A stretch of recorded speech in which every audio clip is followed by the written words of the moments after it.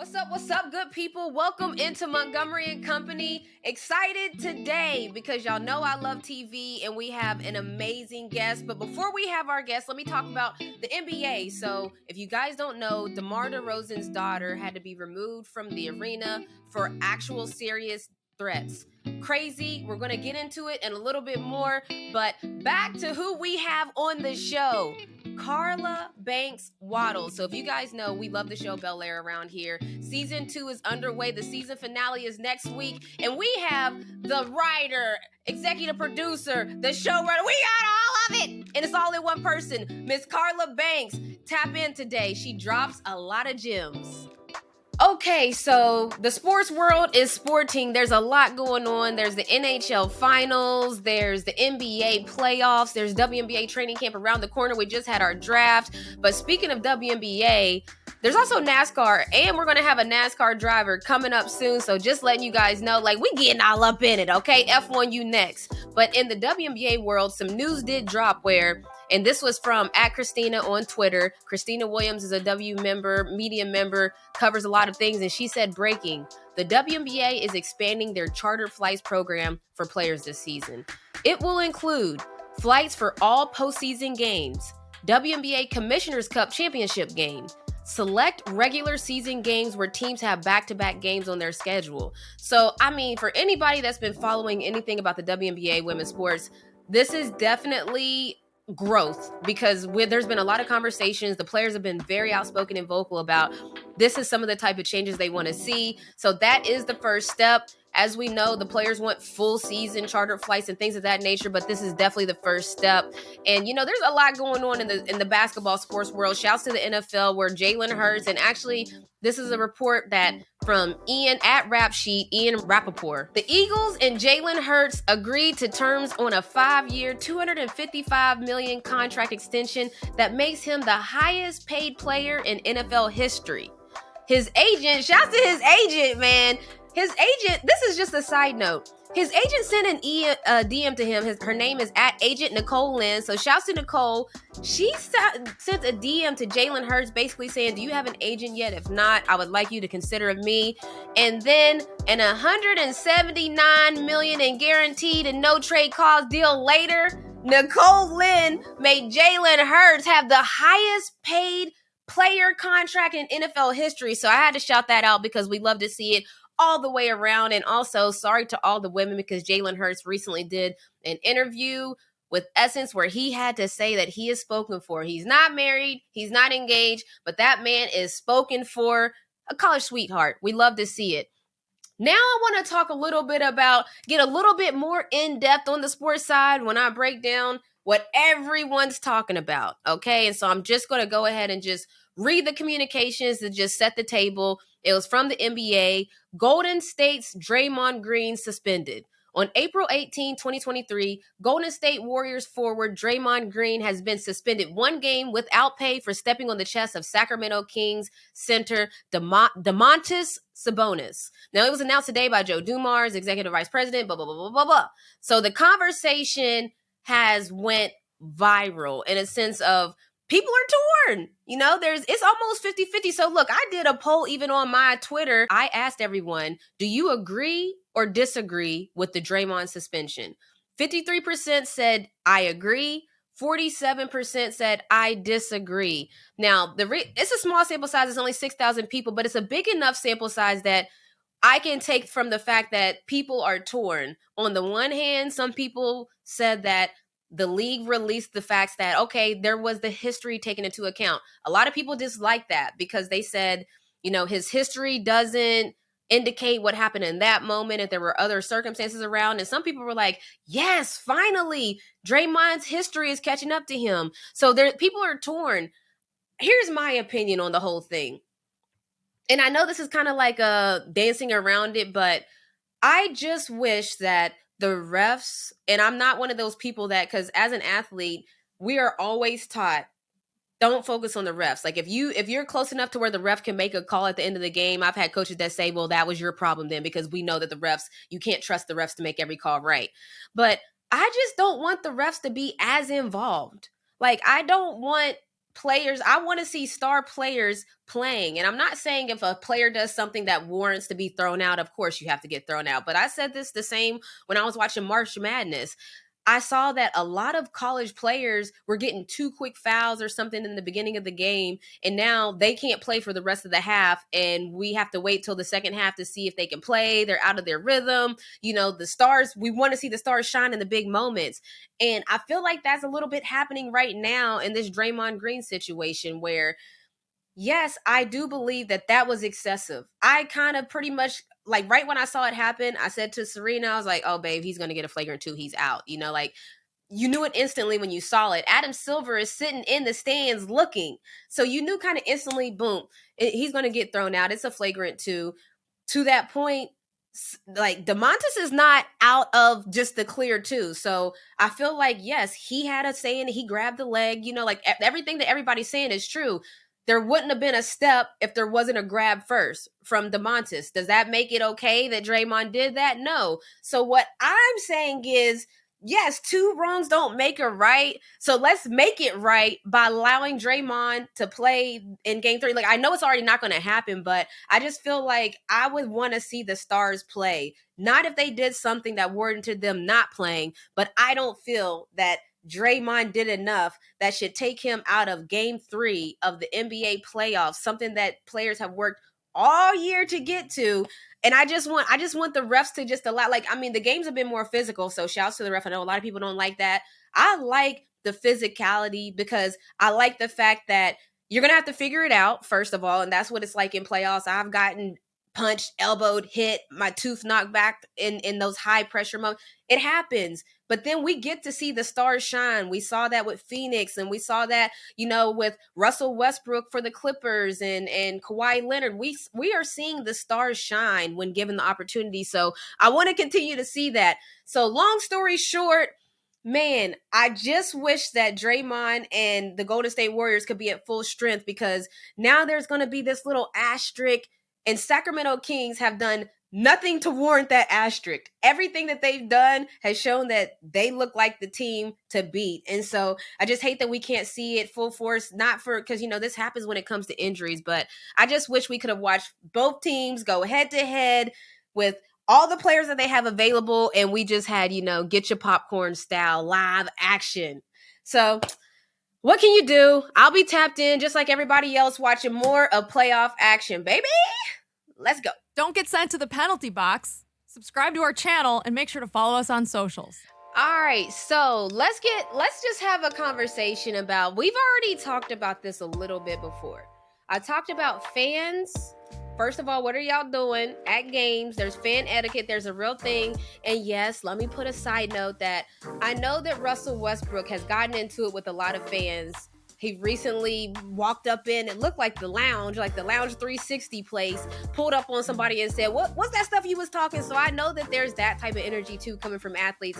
But as a whole, fans, most athletes, I'ma just speak from my point of view. When I go to the games, I'm usually going there, obviously, to win a game, to compete, to turn up. But I love having fans there. Even if I'm on an away game and y'all don't love me, even if y'all are booing me, going crazy, I love that. Like, I want you to boo me because I want you to be a big fan of whoever your team is. Like, I love fans and fandom. But one thing we gotta do is figure out, where is that fandom line? And have you crossed it? Because I think that some fans are starting to not realize there's a line. Like, I don't care if, like, and this is just me being me, like, I don't even really care if you cuss me out, but it's like, watch what you say if you use derogatory terms as you're cussing me out. So I know that this is a fine line, but the reason that I'm getting into this whole spiel is because there was a post on Bleacher Report. I'm sure everybody's heard about it by now. DeMar DeRozan's 9-year-old daughter was escorted out of the Raptors arena by the Bulls security on Wednesday after the team was notified by the NBA that she received severe online threats. You may be asking, why in the world would a 9-year-old of an NBA player be receiving severe threats? Oh, because she was yelling during the game when the opposing She did her team. job. Yeah, my son does that. Junior does that. Yes, he does. She did her She job. was yelling during the game as the opposing team was shooting free throws, and apparently when They your got shook. team misses 18 free throws, the fans are going to be mad. And the fans got mad enough to threaten a 9-year-old so bad, you guys, that she was removed from the arena. Like, come on now. Like, what are we doing? This is literally my fear. Like when Angel is screaming, like sometimes I'm like, Angel, keep it down. But Renee literally tells me, that's fine. This is what we're here to do. We're here to yell and scream. Yes. But this is literally my fear because I don't want to have to fight anybody, first of all. I don't want nobody to come and Renee talks to me about this all the time. She's like, you can't fight. I'm like, well, if somebody comes for my baby, I tell her we're too old to be fighting. They've come for me before. No, we're They've not. come for me before. No, we're not. No, we're not. No, Snook. Yeah, they come for you, and Diddy was ready to fight. So I'm gonna say this. And Diddy is the holiest man that I know. I'm telling you, it would have been an unholy beating that was gonna happen. Though they put one hand on Snook. But my point, I agree 100% with Serena. If you come from my child, you don't know what you're gonna get. I don't care how old you are, how old I am, how old we can still, because the point is that, and this is what really upsets me. She's 9. You said she was 9, right? 9 years old. She's 9, and the problem is, have these people never heard of clutch? I mean, you're supposed to yell. Y'all ain't got that clutch, Gene. They ain't got that clutch. I mean, you mad because your team missed 18 free throws? You should be more mad at your team than a 9-year-old shook you to the core. Amen. Right. Amen. They shook a 9-year-old shook you to the core. You couldn't make a shot. Last time that I checked, I remember shooting a game winner for Minnesota against the LA Sparks. There was a human that was a fan for the Los Angeles Sparks. It was on their court. He's literally waving his arms beside me, almost on the court, trying to distract me to miss the shot. Y'all mean to tell me that this 9-year-old, y'all was really, now I know betting, shouts to DraftKings, because they're our whole, they're our partners, they're partners of the family. Y'all don't let this betting get to y'all's head a little bit. Like, I'm positive that DraftKings does not want folks threatening a 9-year-old, like just because you messed up on your bet or something's going on. Do not. Yeah, and I think that's the thing right there. I really think that that's the part that caused a lot of this stir and confusion is betting. And DraftKings is our partner, and I know for a fact they have on the TV. It tells you please bet responsibly, which also means do not threaten 9-year-olds because you are losing bets. That's the responsible part of it. That's the part that people are missing. They're not okay. There's no way in life that little girl should miss her father's game because these people have undone their lives and bet more money than they had and are losing their shirts. I don't understand it. And see, and then another thing is that whoever knew that these people were doing this, y'all are not okay either. Because there's no way in life I could have a friend that's threatening a 9-year-old. There's no way. A family member. They should be upset with the players because, you should have ice in your blood at times like that when you have to shoot those free throws in stressful situations. Really. You got to be able to deliver. Yeah. And this is not their first time. Yeah. These are professional players. People have been making noise when they've been shooting shots forever. Since probably they were in bitty ball. Make some noise. That's literally what it says. Yeah. They got the little things waving. We gotta start behind the baskets. Yeah. I mean, come on now. We got to start being for real. When Renee was young, this is in junior high, we were at a away school during a school time game, and it was loud and rambunctious in there. Renee, when she went to shoot her foul shots, the gym erupted. They was doing everything but throwing cups on the floor. Renee looked at him, smiled, turned around, swish. They did it again. She looked at him, swish, like, go ahead, make your noise. That's the best way to silence the crowd. Make the shot. Make the shot. So that popped. So that was something that because listen, the NBA playoffs are going on right now, and I'm about to, go on a little rant of how much I love it. So Sam, I'm sorry, but Every night, our night revolves around what time is Every the game? television in the house. Yeah. I was like, okay, this needs to stop. Yeah. This is can't miss stuff, though. It's can't miss stuff. I'm just saying, every time she's asking me, like, oh, because Yeah, there's movies that we need to watch. I'm just gonna be honest. Like, she loves scary movies. There's all kinds of scary movies out and everything like that. I don't have time right now for the next month. Like, I'm like, I don't know what to tell people. Even when people are like, yeah, what you doing Friday? I'm about to pull up at the Hawks game. What you doing Friday? What? Like, what's going on? So I apologize for all of the NBA fans and myself included, and to all the wives and maybe even the husbands that and the mothers, because let me tell you what happened in my household that I came home to one day. One day I came home and I realized that they had been watching basketball 24. So I'm like, what channel is this on? Well, the husband and the son, the little son, the 9-year-old, have conspired and got NBA League Pass. So now and didn't even tell you. Didn't even tell me. So now before he goes to bed, he gets up first thing in the morning before school. There's basketball. Love he comes it. in the door just a couple minutes ago. Basketball. At night, it's basketball. We are basketball 24 hours a day with NBA League Pass. Shouts out to NBA if y'all want to sponsor us. I got one in my house right now who would be love to be sponsored. But Adam Silver for giving me the free league pass at the beginning of the season. I didn't get to shout you out when it happened, so I'm glad you said that, Cole, because I do get free thank you, league Adam pass. Silver. And Thank shouts you. to Adam Silver, even I'm though being I so know that a lot of people ain't shouting out Adam Silver right now, but I want to shout out Adam Silver, show him love just for the league pass. But that's what's up. okay. That's what's Well. up. And so here's some other things that happened that I thought was pretty incredible that happened in the NBA. So Mark Cuban, I'm just going to give the paraphrasing idea of what happened. The guy, if you know, you know, but I'm going to paraphrase for you guys what happened. Mark Cuban's Dallas team, they had an opportunity to make the play-in game or make the playoffs. The Dallas Mavericks, I almost called them the Wings, but the Dallas Mavericks decided that they were not going to play Kyrie, Luka, and 4 other starters and the bench. And so the NBA put them under an investigation. The NBA ended their investigation by fining the Dallas Mavericks $750,000. Wow. In turn, do y'all know what the Dallas Mavericks did? Oh, no, I didn't hear about the intern part. Great. I couldn't wait to tell you this part. In turn, Mark Cuban, owner that we know, host of Shark Tank, all of those things, he said, all right, bet. He said, I'll take your $750 fine and I'll double it and give another double of that $750 to charity. Bye. Wow. Hey, Yo. ain't hurting my pocketbook none. What is really going? Okay, so this is like, sports is at an interesting time right now, everybody. I want y'all to realize what's going on, okay? When you got an owner that essentially says, I see your fine, it means nothing to me. I'm going to double what you actually were going to fine me, and I'm going to just double it and give that other half to charity. What do you do when it comes to rules now? And I mean, like, Well, we could hit him up and see if he wants to give a little bit of it to a 501c3. since he's in the giving mood.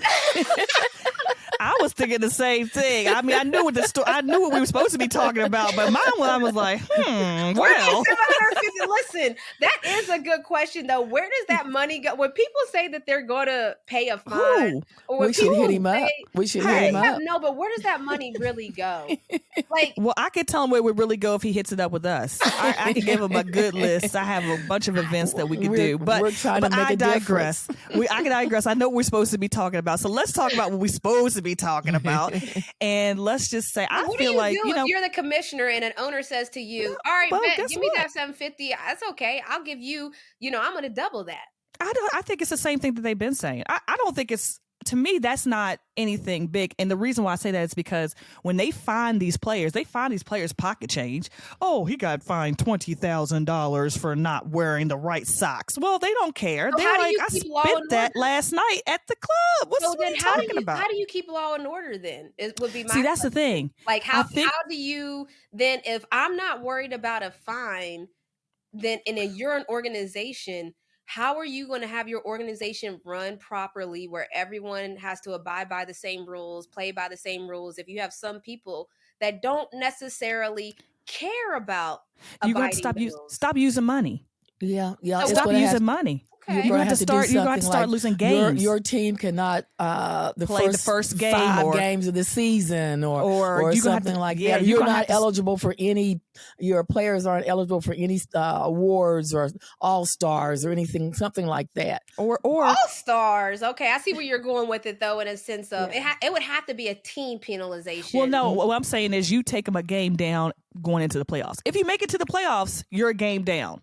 That makes it worth it to the players. So you're saying, so this is okay. So this will really. So basically, you're trying to say I want to hit them where it really hurts. Oh, you Well, have to. That's the only way. Some way you can do it. I mean, you money doesn't said- mean a thing. You have billionaires. You can't. You are playing poker with billionaires who can cash in on that bluff. You got people who can cash in on a bluff. You can't bluff them with money. You can't bluff them with money. If you're gonna penalize them, you got to penalize them where Draft the team. picks would be my first. I mean, I would think you would have to go a certain systematically way where, all right, if somebody, like for instance, the same way they're giving perks for the Rooney Rule, the perks for the Rooney Rule, as we know in the NFL, they wanted to hire more minorities in positions It's of a power in the joke. NFL. Again, Okay, but we digress. The rules of the Rooney Rule are they give you better draft picks, or like there's different perks when it comes to drafting. So maybe the reverse of the Rooney Rule, in a sense of whenever an organization doesn't necessarily follow the rules, there's a draft implication. There's because I don't know how much further, like what else can you honestly well, I don't even think a realistically draft do? would do it. Can't they trade? What's a Draft trade? is everything. Listen, I'm gonna tell you right now. Well, People don't it like is- to play around with Well, our listen. draft picks. I want my draft picks. Okay, I get that. But these people trade and go to teams like they get in cars and riding But limos. that's the beauty of drafting, because look, we just drafted Haley Jones, and that means that's a 4 year. For 4 years, Haley Jones will be a part of the Atlanta Dream. Now, once you get older and you start to being able to sign 1 year contract, I could sign a 1 year and the next year sign another 1 year. Odell Beckham Jr. just signed a 1 year deal with the Baltimore Ravens. So, Well, I mean, I get it, but I don't think that's because it depends on where you are in the draft. It depends on yeah, but it doesn't matter. So let's say, because this is how the draft works. Every team usually gets 1 pick per round, right? So if I'm the Atlanta Dream, and even if my pick is the last pick of the first round, so there's 12 WNBA teams, and we have the 12th pick of the first round. You mean to tell me if they tell me that we forfeit our first round draft pick, that I ain't gonna be stressed, even if I have the worst draft pick in that round? If you have a dream team. If you have a dream team and these teams are winning, the and Dallas Mavericks didn't even make the playoffs. These are not dream team scenarios. What I'm saying is that we're talking about the Dallas Mavericks, but I'm talking about other teams. It depends on who the team is, whether that's going to be a threat or not. That's all I'm saying is that, you know what I'm saying? Like, if you have a team that's winning, and they're like, well, we want to keep on winning. If we keep on winning our team, how can you say that missing that first round draft pick is going to be an impactful decision on your? So I'm saying is that for teams that don't make it, it's everything. Like Dallas Mavericks, it would be everything for them. But for everyone else who's like, hey, I got my starters, we good for the next 4 years, y'all can do what you do. You know what I'm saying? It's that type of decision that you have to think about. So yeah, it's going to get interesting. It does get interesting. I'm just going to say sports is getting more and more interesting because you have Draymond Green, who instantly awful. He's so awful. That was awful. Oh wow! Well, you better say it with your chest then, Snook. I mean, look, the playoffs are a more physical game, and I'm going to do my whole thoughts on the playoffs real quick. Playoffs get more physical as a whole, right? Some fans don't like that. Some fans think, well, why do you play the full season a certain way, ref a certain way, and then the refs allow them to be more physical in the playoffs? I don't know. It's happened since I've been playing. It's happened since the beginning of the time. It gets more physical in the playoffs. Now, when that physicality arises, I saw Shaq made a comment. Go ahead, Snook. I was just going to say, you're talking about physicality, but some of the things that have happened don't have anything to do with the game or any basketball moves or anything. And what happened, I don't know if you're referencing the stomping or whatever. If that happened and you were playing and someone did that, they would have had to have security to get him out of there, because that would have really caused our family to really hit the floor. I'm telling you, hit the floor. Well, here's the thing. I mean, it's tough because before the stomp was the grab. And so, you know what I mean? Like Sabonis grabbed Draymond Green's leg. Draymond Green was like, get off of me, boy. Stomped him out. Neither are okay. I'm okay with either in a sense of like, give them both a flagrant and let's keep it moving.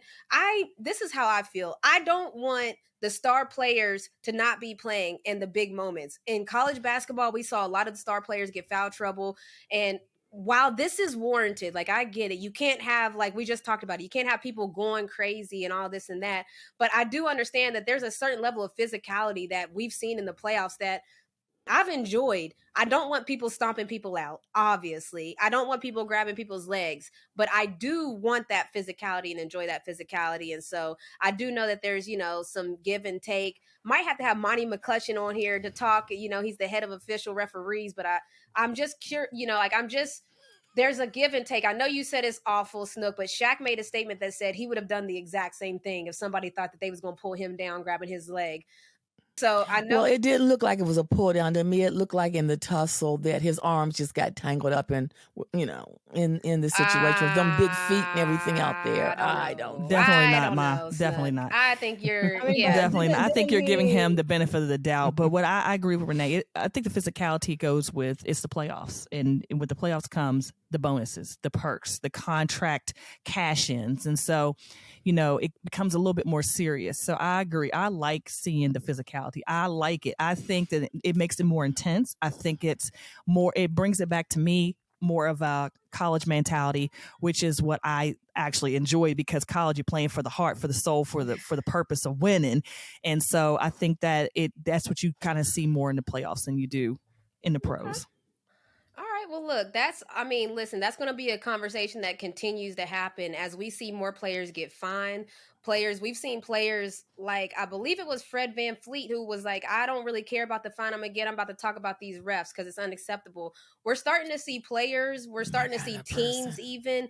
We're just starting to see a lot of people that are almost saying, all right, well, whatever that fine is, hit me with it. Or even in the moment saying, I know I'm going to get fined, but I'm about to. And then just so as sports develop in all the leagues, we're starting to see where everybody's pushing it a little bit to the edge. So that's something to keep an eye on as we watch these NBA playoffs, as we watch the WNBA and all the other different leagues of sports is dramatically changing, like fundamentally changing. And we're going to talk all about it as it happens. Coming up next, we have the executive producer, showrunner, and writer of the hit show Bel Air, Carla Banks-Waddles. Let's get it. Want to make our top 5 list of listeners? Subscribe to our YouTube channel and follow us on all of our socials. Let's get it. So we got Carla Banks here, and if you guys don't know, she's the Bel Air executive producer and showrunner. She's a writer, she's a mom, she's all of the above, all the type of people that we like to talk to. She's all of that and more. And so we're excited. Thank you for joining us here on Montgomery Co, Miss Carla. Sure. Thank you for having me. Excited to be here. Thank you. And so congrats on, first of all, we already know that there's going to be a season 3 of Bel Air. So I got to say congrats, because I'm excited.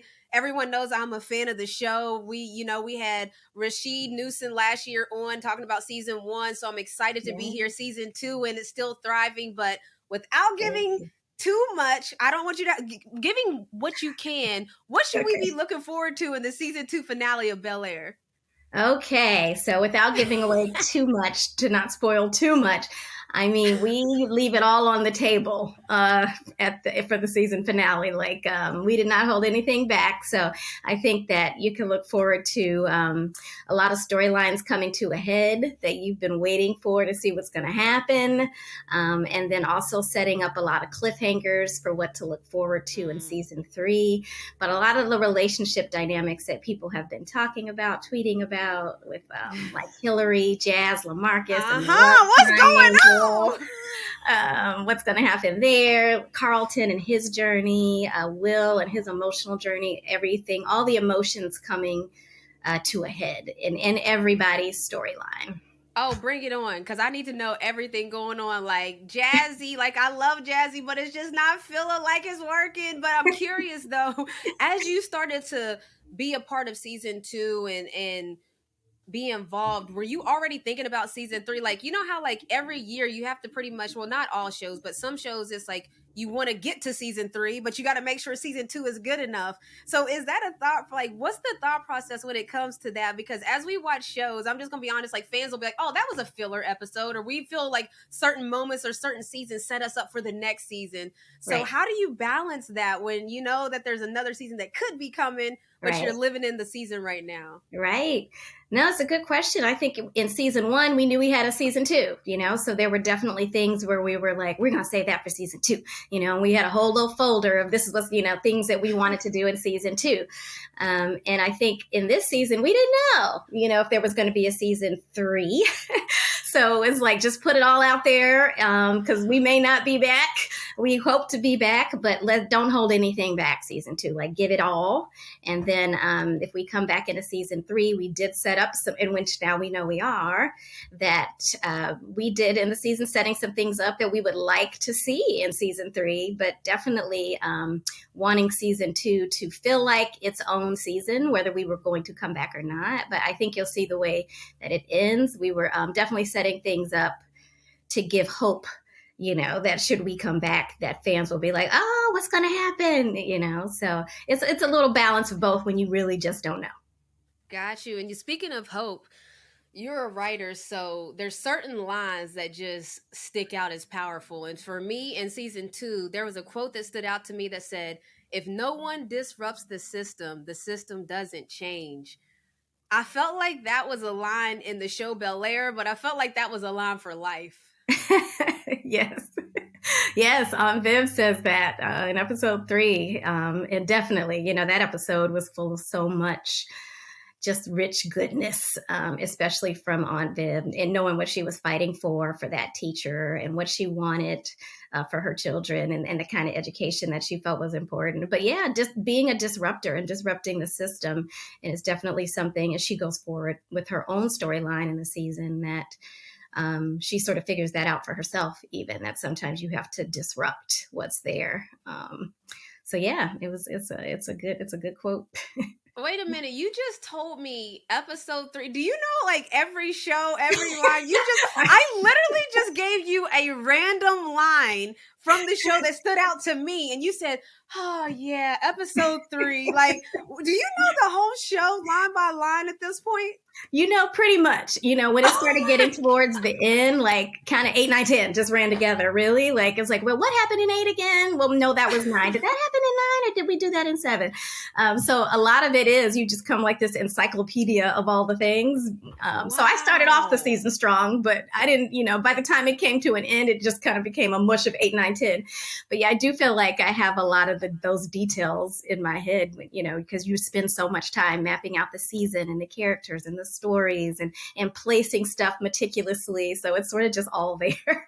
That's crazy, because I'm like, wait a minute, I didn't just say it was episode 3, but I digress. That's amazing, because that just tells you, like, you are in the thick of it, and you're not only a producer, but you're also a writer, you're a showrunner. And we watch these scripted shows. We know they're fictional, but even like the quote I just told you, it feels like there's inspiration from real stories. I feel like I know what Aunt Viv, and fighting for her struggles. And so when you write and you sit down, are you taking inspiration from people characters stories you've read? Yes. I mean, all of that, we obviously, from my story, bringing in stuff, that I've gone through, and all the writers, and that's the beauty of the writer's room, everybody coming in and being willing to share, this is my story, this is my pain, this happened to me, and us really saying, oh, that could be an interesting story for Viv, or wow, that could be an interesting story for Carlton, or how can we turn that into something for our characters? Because it really does come out of all those personal stories that we share in such a vulnerable way. Y'all haven't had any best man moments, right? Where your friends are mad at how they're portrayed. Like, girl, I know that's me. And I know that you made this off of my character. And has that ever happened where people are like, wait a minute, that feels a little familiar? All the time. And sometimes it's like, that was not even you. But people will like see themselves in the story and be like, I know that's that time in college when we did the thing. And I was like, I forgot we did the thing, actually, but no, that's Angela not you. Bassett did the thing. So yes, it happens all the time, which is funny. We try to change all names to protect the innocent, I say. because it's like it's a mishmash, and sometimes it is the story, and you try to disguise it with. It becomes the female character in the show versus the male character, so you can sort of tuck the story away, and it's not so clear, what that personal story really is. That reminds me of, I don't know if you've seen, but that documentary Freaknik is coming out, and everybody's like, Lord have mercy. Yes, everybody. They need to change the names and blur the names. But I'm thinking about when you talked about the writers and everybody sharing their experience. I'm not sure how much you can speak on it, but can you talk to us a little bit about the Writers Guild of American strike that's been on the news lately? Because some people may not be aware. Like, can you break down what's happening for people that don't know, and how will this affect TV and film industry in the near future? Like, because a lot of people don't know like what's going on in that space. Yeah, the Writers Guild of America, which is the union for all the writers, TV, screenwriters. It's our contract year. And so we're now coming to the table and negotiating what our new contract is going to look like.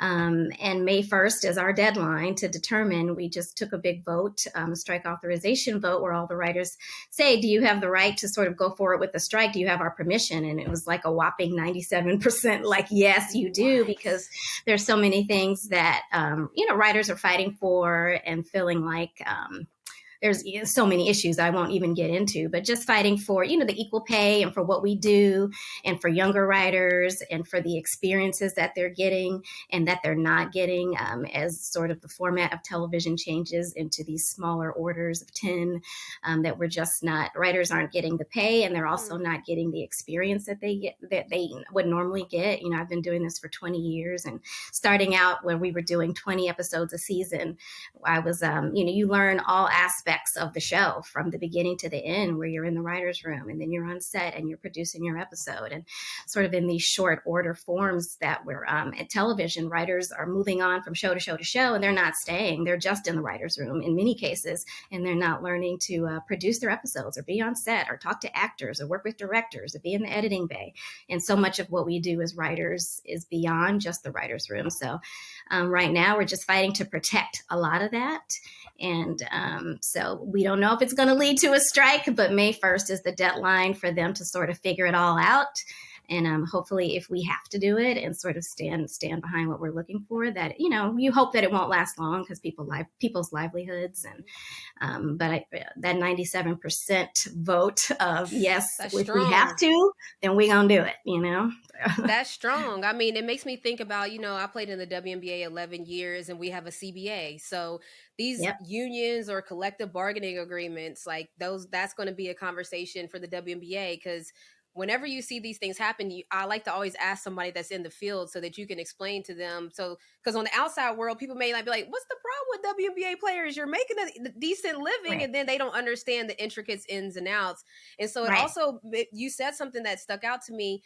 I want 20 episodes a season now. We only get 7 or 8. Like, give me 20 Bel Air, please. 45 minutes. Like, when did that shift happen? Honestly, because we literally, I'll binge watch a whole show in one day. That used to be like an impossible thing to do. But now, you could put out a whole season at once, which a lot of platforms do. And with 7 or 8 episodes, I'll watch them all and be like, so what now? Like, what am I supposed to do? When did that shift happen from like a lot to a little, basically? I know. It really, those were the old days of network television, which I started in, which we were doing, you'd start out with 13, then you get this back 9 order for, a full season of 22 episodes. And that was sort of like the thing that we were all striving for. Honestly, I mean, I just can't even understand how we did, because 10 episodes of television, I'm like, I'm done, I'm wiped out. I can't imagine. But I think that transition from, to cable and then ultimately streaming, we just saw those orders going from 10, sometimes 8 episodes a season. And it's just sort of the television landscape that we're in now, where those 22 episodes of network television are disappearing. They're a thing of the past. And so I want to get in your opinion then, well, first of all, let's talk about something real quick, because you, like me and a lot of others, I saw that you had said something along the lines of, just finished episode 3 of Succession and I cannot. So I can't either. Please, talk to me, because this is the thing about television. I do this online when it comes to shows like Bel Air, but Succession, man. What are we Ah. feeling? How are we Oh, feeling? are you a fan? Are you caught up? You know what's happened and all I'm that caught stuff. up. I'm Okay. caught up. They done tried to kill Pops and everything. I'm caught up. Spoiler alert, Oh. people. Spoiler alert. Spoiler alert, exactly. Oh my gosh, I had to tweet about that. And I don't tweet about other shows often, but in this world of social media, so much gets spoiled for you right before you get to it. And I'm always behind on television. So stuff, I'm never watching it when everybody else is watching it. And for some reason that night, I watched episode 3 of Succession the day it came out, right? And so it was so beautiful for me just to experience it as just a pure viewer of not knowing what was going to happen. I had no idea that moment was coming. And it just unfolded for me in such a beautiful way in real time.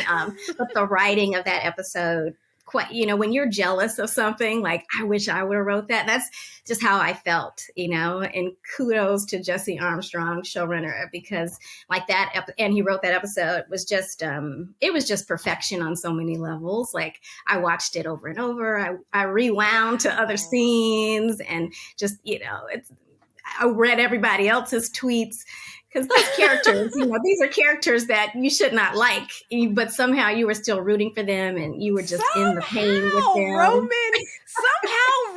doesn't I don't know what it is about Roman, but I'm like, oh, I should not like Roman. I agree, but that's a lot. That's saying a lot coming from a showrunner yourself, an executive producer, a writer yourself. So that makes me wonder, what things do you what components are needed to make a good show? Clearly writing is a thing, which is why I asked you about the writers, but are there other dynamics that it's just draw that you try to tap into that draws people in, or just what are those elements of a good show? Yeah, I think there's so much. I think for me, first of all, it just has to feel authentic, and that does come from some of those conversations in the writer's room. If this happened to me, if it happened to you, it probably happened to somebody else. You aren't alone.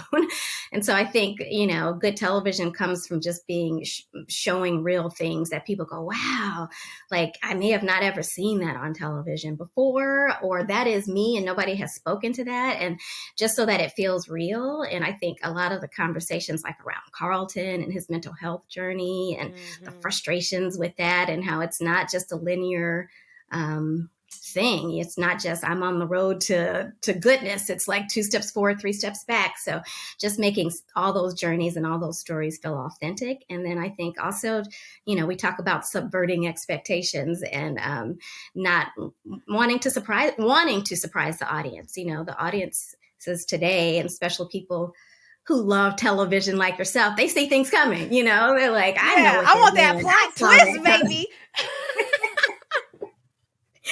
And you don't want that, because, TV viewers are smart, and you want to you want them to think they know what's coming and then give them something else. And, that it's always a delight when that happens and you're just like, oh, I didn't see that coming, And so I think trying to make it feel authentic, but also make it feel exciting and make it feel unexpected, make it a fun ride.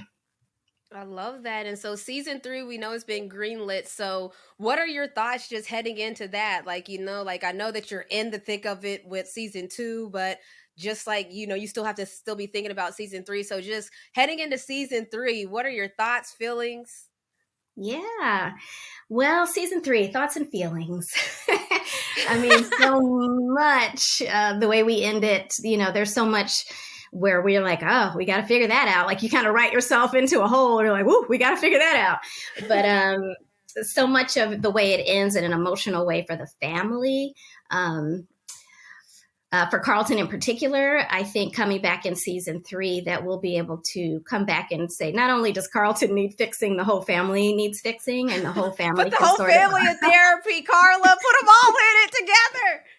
Right. And all together. Because it's easier to be like, you got the problem, you're the one. But when you hold the mirror up to yourself, you're like, maybe there's some things that we're not dealing with, that I'm not dealing with, or in my own relationships. So having it sort of come back and have the entire family realize that, we got some work to do. We could be better. We're all not okay, and just seeing what that journey looks like for them, and wanting to have some joy, because as much as we have these authentic conversations and we we want the show to be meaningful and be about something and be nuanced and be blackety black and talk about the culture and all these things that we want the show to be. We also just want it to be fun, and so making sure that we're not losing sight of the joy that this family has and that these young people have. So just trying to find that balance of all of that coming back in season 3. I love it. I'll be waiting on a cameo. I want to be up in there, okay? All that blackety black.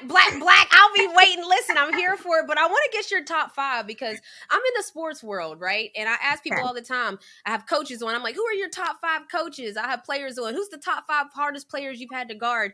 I want to ask you, who's your top 5? But we're going to be in the entertainment industry. So I'm going to start with top 5 favorite TV writers, just in general, because you just shouted out Jesse when you talked about Succession. We'll get to showrunners, but I want to get 3 categories of your top 5, starting with writers. Okay. Well, let me go to my sister circle because we have come up in this game together. Like I said, I've been doing this for 20 plus years, and there's some that I've started with, and there's some, some powerful Black women writers that I've started with and just picked up along the way. Like, how you doing? That we check on each other. So if I'm going to give a top 5, I'm going to give a shout out to Janika and Jashika James, who are also they're twins, they're sisters, and they're writers with me now on Bel Air. They've been in this game for a while.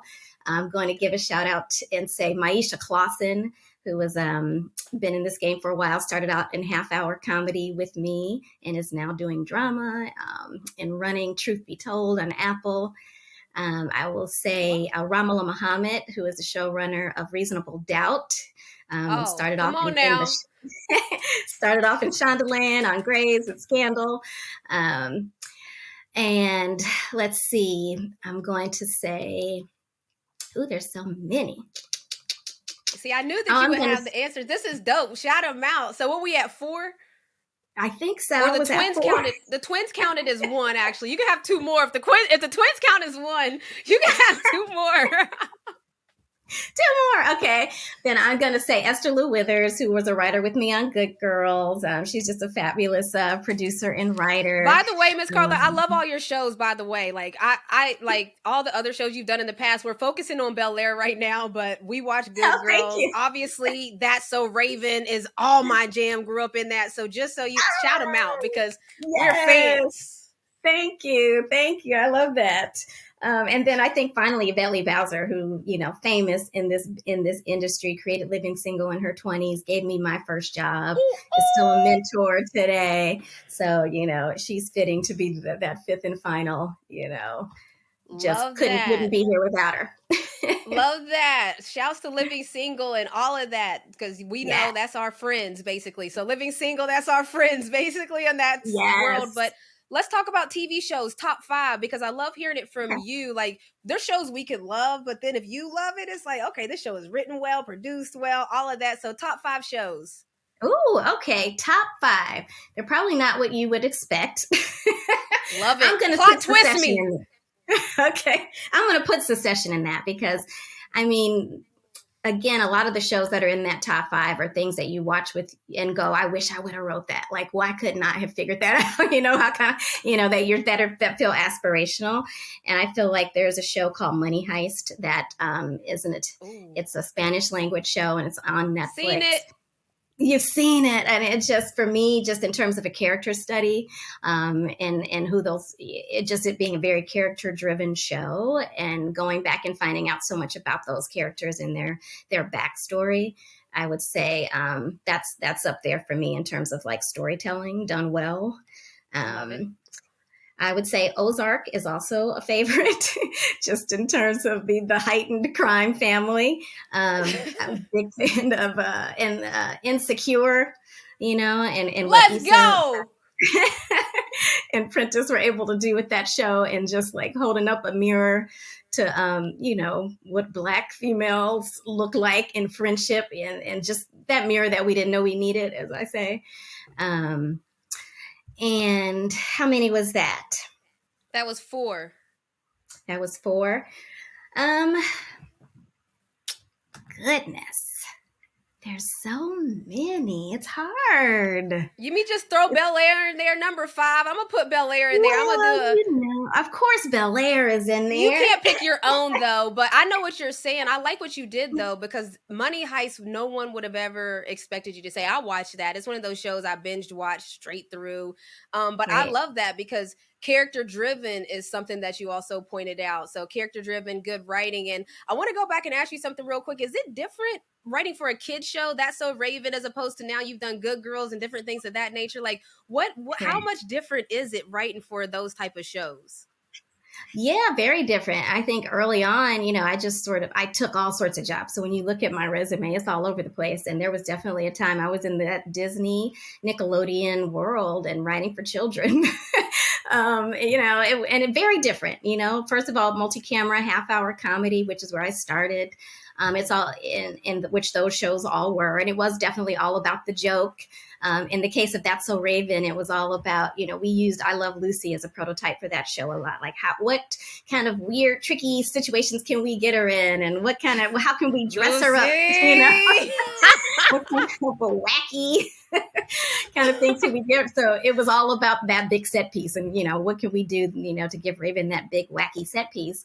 And, Raven Simone was a comedy genius and she nailed it week to week. And, it was fun, so you're writing towards something, or you're writing, in the case of half-hour multi-camera and kid shows, 3 jokes a page, the setup and the joke. And it's good training, but, that training coming to 1 hour, very different. It's not about the joke. I think everything I write is going to have a little lighthearted spin to it, or I'm going to find some comedy in it, but it's definitely more about the characters and feeling a little more authentic to the way people actually talk and live and experience life. So just very different in the writer's room, the discussion, very different. A lot of stand-up comics in those comedy spaces, even for kids, that are all about the joke. That's what that is. Yeah. I was cracking up growing up. Listen, Miss Carla, you are welcome here anytime, any show. This is a home for you, because I feel like I love everything that you produce, but I also just love that you're doing it at such a high level. So congrats on season 3. If y'all haven't, you better check out Bel Air. Come on now, get with it. We're on season 2 right now. Season 3 is coming out. Thank you so much for joining us here on Montgomery Co. All right, y'all, that's all we have for today. And man, I love being able to not only talk to experts in their field about their field, because that's exactly what Miss Carla Banks-Waddles is. She's an expert, she's credible, but she's also so thoughtful, because, in sports we talk about longevity is the test of time, and nobody can beat father time, but longevity is the test of time when you're talking about greatness and doing amazing things in your field. And she's had shows from when I was growing up, I enjoyed, from That's So Raven to now as an adult, I love Bel Air. So she's definitely withstood the test of time. And I love that she's each one teach one, that type of model, because that's how we feel here at Montgomery & Company, where it's a generational thing. See y'all next week.